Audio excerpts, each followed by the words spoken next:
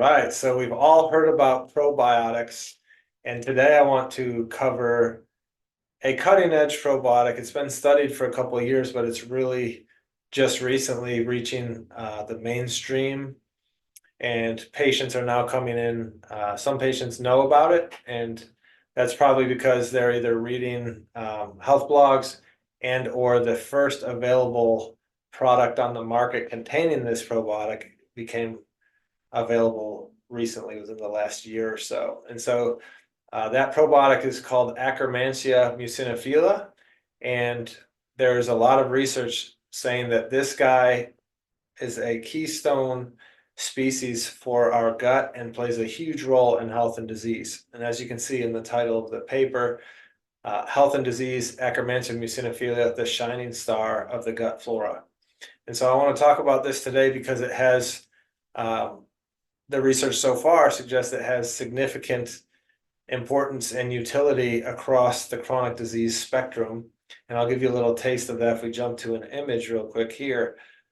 This is a great image that shows the various drugs that this bacterium can play a role, or excuse me, the various diseases that this bacterium can play a role in, ranging from arthritis to diabetes to gum disease to Crohn's to liver disease, to Parkinson's, Alzheimer's, multiple sclerosis, depression, autism, psoriasis, eczema, asthma, all kinds of roles for this microbe. And you might say, well, how the heck does it do that? Well, that's what the paper says, right? And we won't get into all of it, but we'll look at a significant part of it today because it's important to understand this microbe, because as more papers come out and time passes, this is going to probably become as well known as the probiotics you're probably familiar with, like lactobacillus and bifidobacterium. And lactobacillus and bifidobacterium, if you take a probiotic, if you look on the back of the box or bottle, it's likely going to have lactobacillus and or bifidobacterium species in it, because those are the species that are in every product. And when someone says they're taking a probiotic, they're essentially saying they're taking those. Well, research is suggesting that this should be added to those bottles. And it hasn't been yet, but there is one product out that is Akkermansia muciniphila itself alone in the bottle. So let's dive in. In the introduction here, they say the gut is the main digestive organ of the human body and absorbs most nutrients, also the largest immune and detox organ. We know that. The gut is also known as the second brain, owing to its complex network of approximately 100 billion scattered nerve cells. You may not have known that, but I talk about that in my book as well. You have the central nervous system, which has the first brain, or the brain as you know it. The gut has the enteric nervous system, or the ENS, and that's the second brain. And so that's important. The gut is also important because of the gut microbiome. The microbiome includes microbes such as bacteria, but also phages, viruses, protozoans, and fungi. The gut flora communicates with the central nervous system through the neural, immune, and endocrine pathways, affecting mood, behavior, and other brain functions. The gut flora impacts sleep, memory, anxiety, and depression. And recently, Akkermansia muciniphila has garnered attention for its potential role in inducing weight loss, reducing cholesterol levels, and having age-delaying effects. A reduced abundance of A muciniphila can disrupt the gut barrier, leading to increased plasma endotoxin levels. So those are bacterial metabolites that are very pro-inflammatory, and metabolic disorders. Lacking this probiotic has an important role in the occurrence and development of obesity, diabetes, inflammatory bowel disease, psychiatric diseases, aging, and other diseases. Holy cow, what is it not involved in? Maybe this is something we should pay attention to. So the shining star, let's dive in. The nerds speak about this as it's an oval anaerobic gram-negative bacterium. It has limited tolerance to oxygen. So it can function in oxygen, but it prefers an anaerobic or non-oxygenated environment. Where is it found? So here's where it gets practical for us. Akkermansia muciniphila is present in human breast milk and many digestive organs such as the mouth, pancreas, gallbladder, small intestine, appendix, and colon. It's also been cultured in blood. But the breast milk part is very important. Why? Well, because breast milk is what seeds the gut microbiome for the infant. So if it's not present in the breast milk, that infant may start out life with an unhealthy gut microbiome and be more prone to atopic diseases like eczema, asthma, food reactions, etc. Or if mom doesn't breastfeed for whatever reason, the baby doesn't get that and may be more prone for those atopic diseases and or autoimmune diseases. So if there's a reason or something preventing mom from breastfeeding, then supplementing would be one way to hopefully avoid missing out on this keystone species and perhaps prevent the infant from developing those atopic diseases. So Akkermansia is originally obtained from the mother. Akkermansia muciniphila makes use of oligosaccharides in breast milk, so sugars in breast milk, by synthesizing key enzymes to degrade it, which contributes to early colonization and survival of Akkermansia in the gut of the infant. The abundance of Akkermansia in the gut increases rapidly during infancy and nearly reaches the abundance of adults by the age of 1. So again, that rapid colonization and blooming out of Akkermansia in the infant by age 1 is very important. And because it happens so quickly, that would suggest to me that it's a key part of growth and development for the baby, and we don't want to miss that window. So again, if you're watching this and you're about to have a baby or you've recently had a baby and you're not going to breastfeed, getting your hands on a bottle of this to seed your baby's gut with it could make a big difference in your infant's immediate health, but long-term health as well. Akkermansia mainly colonizes the outer mucus layer of the gut and maintains the stability of the mucus layer. Why is that important? Well, remember that mucus layer is the first protective barrier of the GI tract. So if you don't have a robust mucus layer, you may have more penetration of outside antigens like outside microbes, maybe food antigens, maybe pollen and environmental antigens deeper into the mucus layer or maybe across the gut barrier, and that drives inflammation and immune response. Mucinophilia produces a variety of metabolites for us, such as sugars and short-chain fatty acids. Those sugars can be influence metabolism, and the short-chain fatty acids influence metabolism, inflammation, all kinds of things. They nourish the gut barrier for us. So very important. Let's skip over that. Mucinophilia plays a role in the immune system. It induces T cell responses to increase production of IgG antibodies, which are the memory antibodies for us. So they help play a role in our immune system remembering things it's seen, so that next time it sees it, it can respond more efficiently.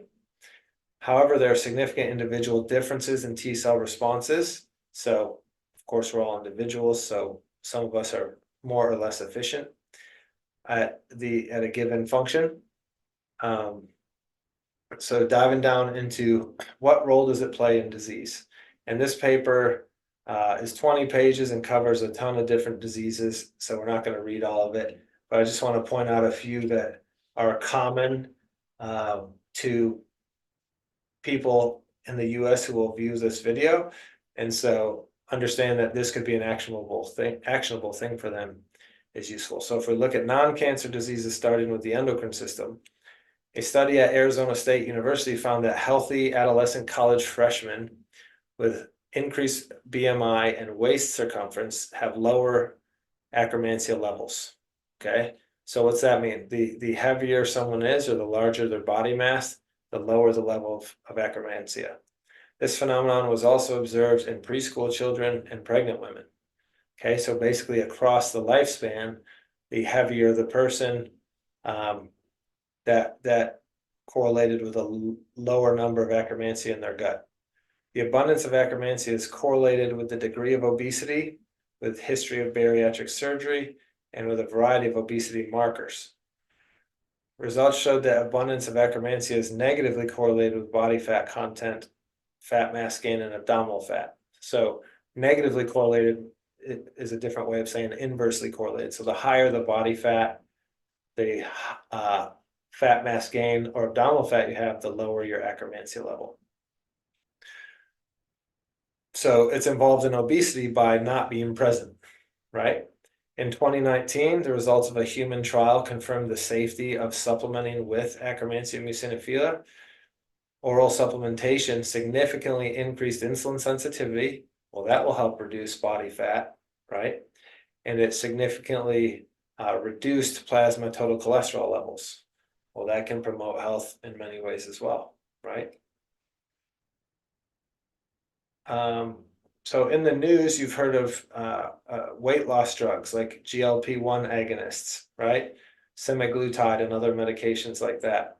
Well, look at this. You have one inside your gut without all the dangerous side effects that you don't have to worry about if you've got healthy Akkermansia. So Akkermansia produces a protein called P9 that promotes thermogenesis, so that increases your metabolism and promotes heat production, which will help burn fat, say, and it improves obesity and glucose regulation by activating GLP-1 receptors.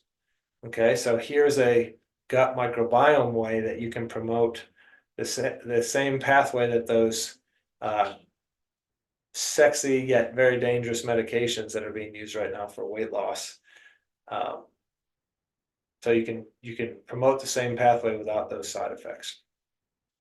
Akkermansia also reduces carbohydrate absorption by decreasing expression of glucose transporters and sodium glucose link transporters. So another way it helps you lose weight and have healthy blood sugar is it reduces carbohydrate absorption. So if you take in too many carbs, you may not absorb as many as you took in, so that's protective. Akkermansia improves the inflammatory response of brown adipose tissue. What's that? So brown adipose tissue is metabolically healthy fat. Brown adipose is thermogenic, helps you burn, keeps your metabolism up. So Akkermansia promotes function of that. Akkermansia alleviates endotoxemia. Endotoxemia occurs when you've got gram-negative bacteria producing endotoxins or lipopolysaccharide.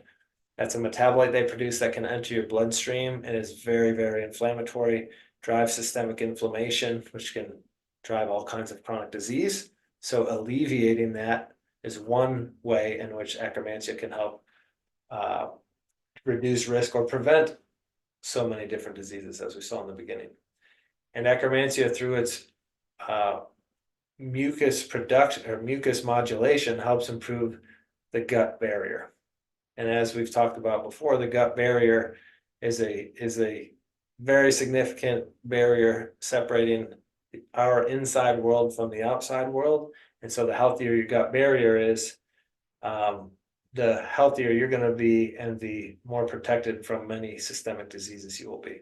Akkermansia helps protect you by promoting healthy gut barrier.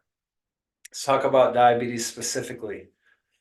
Akkermansia abundance decreases in obese patients with type 2 diabetes. Okay, so there's that inverse relationship again. The abundance of Akkermansia is negatively correlated with your fasting blood sugar and your hemoglobin A1C. So, hey, maybe we don't have a stool test on a patient, but they've got high fasting blood sugar and high A1C. We can, because of the negative correlation, we can suspect that they probably have poor Akkermansia levels, and maybe we can supplement them empirically based on that. If you read the next sentence, oral administration of Akkermansia decreases levels of liver glycogen and increases serum insulin levels and glucose tolerance. So again, giving diabetics Akkermansia helped improve insulin and blood sugar regulation. And as we said a moment ago, Akkermansia produces that protein called P9, which improves GLP-1 secretion, which plays a role in blood sugar handling and weight loss. The abundance of Akkermansia in the gut was also significantly reduced in type 1 diabetics. So type 1 diabetics are autoimmune, type 2 diabetics are not. Atherosclerosis, what about heart disease risk? Akkermansia abundance is negatively correlated with severity of atherosclerosis. So again, the worse your heart disease, probably the lower level of Akkermansia you have. So the more unhealthy gut microbiome, right? Increased intestinal Akkermansia abundance reduced the production of chylomicrons and very low density lipoproteins. So VLDLs are part of the cholesterol panel that are associated with increased cardiovascular risk. So in summary, Akkermansia protects against atherosclerosis and heart disease by regulating systemic and vascular inflammation. Data on osteoporosis are mixed currently as to whether Akkermansia is more beneficial or not. Akkermansia has a role to play in many neurodegenerative diseases. In this paper, they discuss Parkinson's, Alzheimer's, ALS, multiple sclerosis, and epilepsy. And so Akkermansia abundance is significantly downregulated in Alzheimer's and ALS, while its abundance is upregulated in MS and Parkinson's.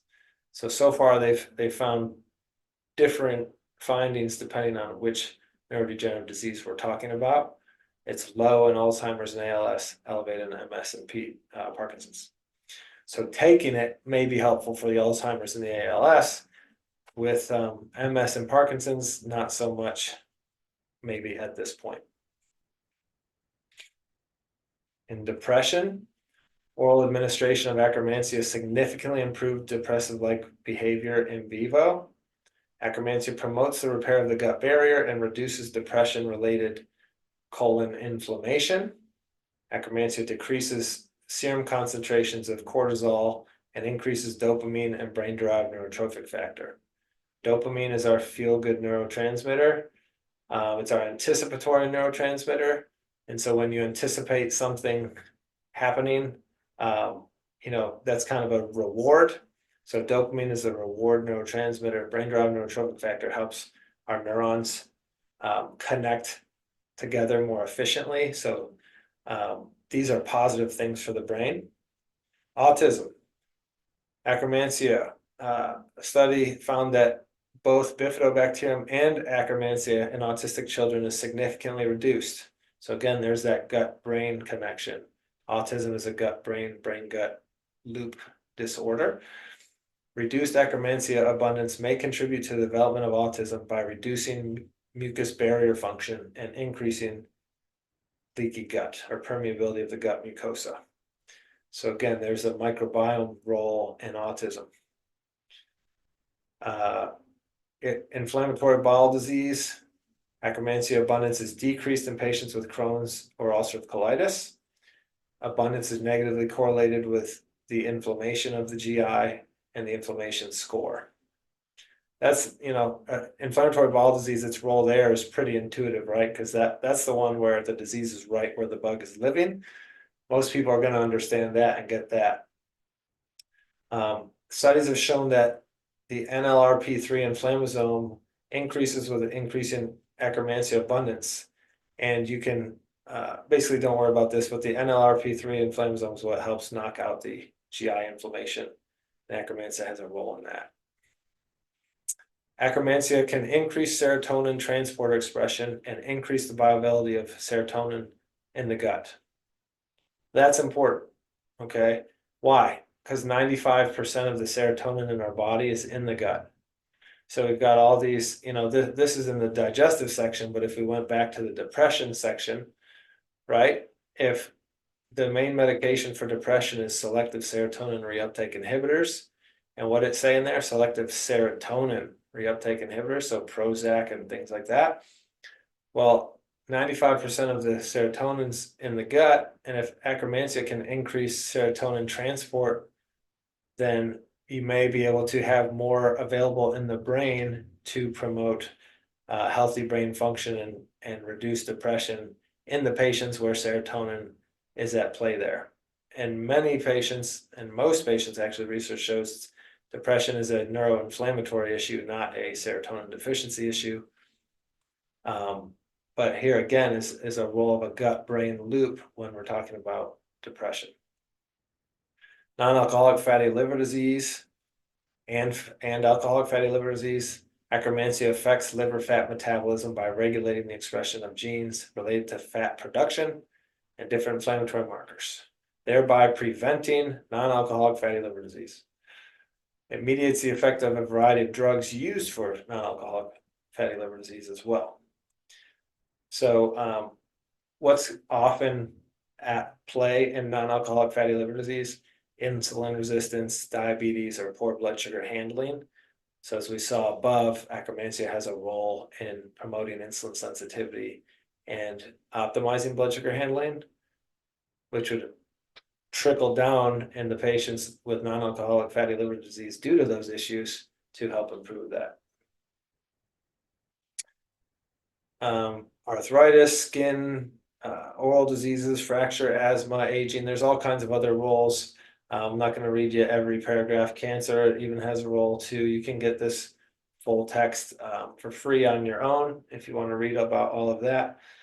But there's also regulators of Akkermansia. So things that influence levels. There's dietary factors, drug factors, and other factors. What can you do from a diet and nutrition standpoint?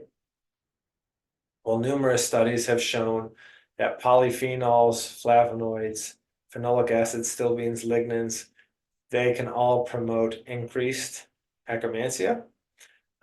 So dietary polyphenols such as grapes, grape polyphenols, polyphenols from tea, cranberry extract, pomegranate, black raspberry. These are the most commonly studied substances that regulate Akkermansia. So your fruits and your teas, right? Grapes, cranberry, pomegranate, black raspberry, and tea. Extracts and polyphenols from these sources significantly increase Akkermansia abundance, thereby improving your metabolism and intestinal inflammatory levels. Cranberry extract specifically improves the gut barrier by enhancing mucin secretion and promoting Akkermansia growth. So if you're worried about leaky gut, cranberry extract appears to be something that's going to help improve that mucus barrier in two different ways.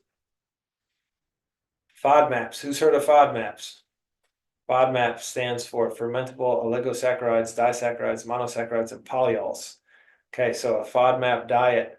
These are sugars that can irritate some people's GI tract and cause bloating and pain and gas and things like that. So many people will eat a low FODMAP diet and avoid these sugars.